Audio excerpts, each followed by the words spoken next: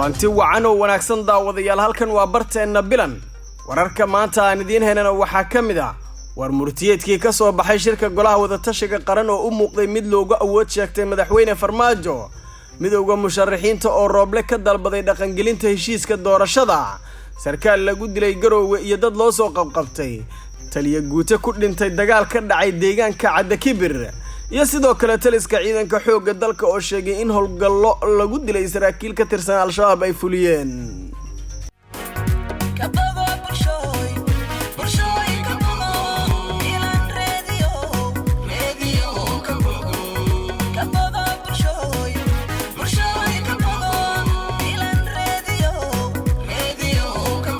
واسنين تاريخ ويكون بيجان تهاي طبعاً كبيش كوبات سنة ده لبكون يلا بي لبعتين انت صحيح هاين قارك من القضبة ورك عن دين هنو أدير جروبة داوده وحكا عد سنة مركو هراء داوده هنا قيمها بدن سياد نو دي رجلسيد إن ad مقالك لايك سارتيد بوجينا لايك سارتيد سنة شير جلسيد سي مقالك صاحبة بدن وجار مهد سنة داوده وعنكم بالله بأننا ورمرتيد كل جسوا صار الشركة وقولها وتشك قرن أيام قضي مد عن فرحات جلين دونين مدحونها الجمهورية ده محمد عبد الله فرماجو warmurtiyeedka oo ka koobnaa ilaa 18 qodob ayaa laga soo saaray shirkan oo shalay gelinkii dambe lagu soo gabagabeeyay magaalada Muqdisho dadka dursa arrimaha siyaasadda ayaa sheegaya in inta badan heshiiskan la gaaray uu yahay mid aan farxad gelin doonin madaxweyne Maxamed Cabdullaahi Farmaajo midowga musharaxiintana waxa ay rooble ugu baaqeen dhaqangelinta heshiiska doorashada iyadoo shalay shirkaas la soo gabagabeeyay golaha midowga musharaxiinta ayaa soo dhaweeyay warmurtiyeedka ka soo baxay golaha wada tashiga qaran iyagoo oo bogaadiyay tixgelinta laga siiyay talooyinkii ay u soo jeediyeen ee ku aadanaa sixitaanka habraaca doorashada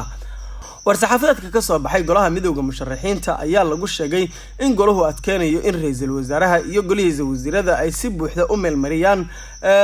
amniga dalka madaxweyne Farmaajo uu ku ekaado musharaxnimadiisa ayna rajeynayaan in madaxda golaha wada tashiga qaran ay si waafaqsan habraaca doorashada u dhaqan gelin doonaan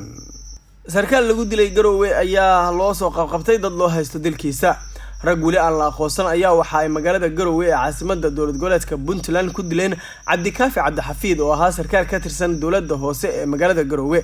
duqa degmada Garowe Axmed Saciid Muuse oo ka hadlay dilkaas ayaa waxa uu sheegay in dadweynaha ay ka codsadeen in ciidamada ammaanka ay ka caawiyaan xogta kiiska cidda ka dambeysay dilka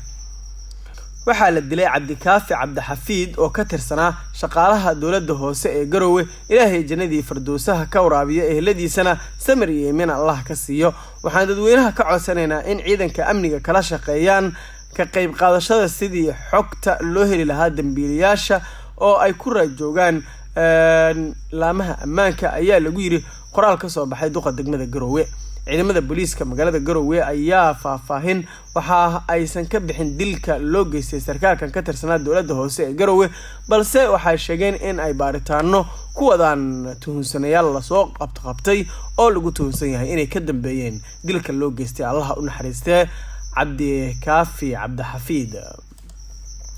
taliye guute ayaa ku dhintay dagaal ka dhacay deegaanka Cadakibir oo qiyaastii cadaado dhanka bari kaga beegan 60 kiiloomitir ayaa waxa ka dhacay dagaal u dhaxeeyay ciidamada Galmudug iyo sidoo kale kuwa al-shabaab waxaana la isku adeegsaday hubka noocyadiisa kala duwan dagaalka ayaa yimid kadib markii weerar al-shabaab ay ku soo qaadeen deegaanka Allah u naxariistay waxa dhaawac soo gaaray u geeriyooday taliyihii guutada 13aad qaybta 12aad Cali Cagweyne kaas oo dhaawac ka soo gaaray dagaal shalay gelinkii dambe ka dhacay deegaanka Cadakibir ee gobolka Galgaduud deegaanka Cadakibir ayaa waxa horey u joogay ciidamo deegaanka ah iyo kuwa maamulka Galmudug taliska ciidanka xoogga dalkana waxa ay howlgal ay sheegeen inay ku dileen saraakiil ka tirsan ururka al-shabaab ay ka fuliyeen gobolka Shabeellaha Hoose ciidanka commandoska xoogga dalka Soomaaliyeed ee Gorgor ayaa waxay sheegeen deegaan u dhow deegaanka Bariire ee gobolka Shabeellaha Hoose inay dagaal kula galeen dagaalyahanno ka tirsan ururka al-shabaab war ka soo baxay taliska ciidanka xoogga dalka ayaa lagu sheegay in ciidanka Gorgor ay ku qaadeen deegaan ay ku sugnaayeen al-shabaab weerar isla markaana ay ku dileen ku dhawaad 25 isugu jiray saraakiil iyo sidoo kale xubno kale oo ka tirsan ururka al-shabaab waxay ciidanka xoogga dalka ay howlgal qorsheysan ku gaareen inta u dhaxaysa deegaanka Tawakal iyo sidoo kale Bariire iyadoo halkaas uu ka dhacay dagaal xoogan kuwaas oo jab xoogan lagu gaarsiiyay al-shabaab ayaa lagu yiri warka ka soo baxay saraakiisha ciidanka xoogga dalka. taliyaha ururka afraad guutada 17aad commandoska xoogga dalka ee Gorgor Dhamme